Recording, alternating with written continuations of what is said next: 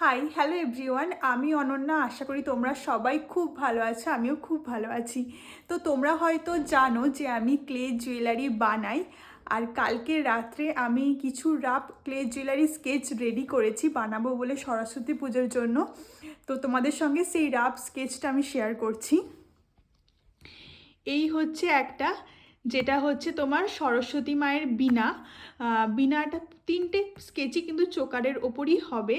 এটা বীণা, আর তার সঙ্গে ভেবেছি আমি কানেরটা রাখবো গোল একটা বেসের ওপর, ছোট্ট একটা বীণার মতো। আর এই আরেকটা সেকেন্ড থিমটা হচ্ছে এই পদ্ম ফুলের ওপরে ছোট্ট একটা হাঁস, এটাও চোকার। আর কানেরটা ভেবেছি দুটো ছোট ছোট হাঁস টাইপের রাখবো। আর এটা হচ্ছে বইয়ের ওপর একটা ছোট্ট হাঁস, এটাও চোকার টাইপেরই হবে, কিন্তু এর কানেরটা আমি ডিসাইড করতে পারছি না যে এরকম বই টাইপের রাখবো না এরকম হাঁসেরই রাখবো।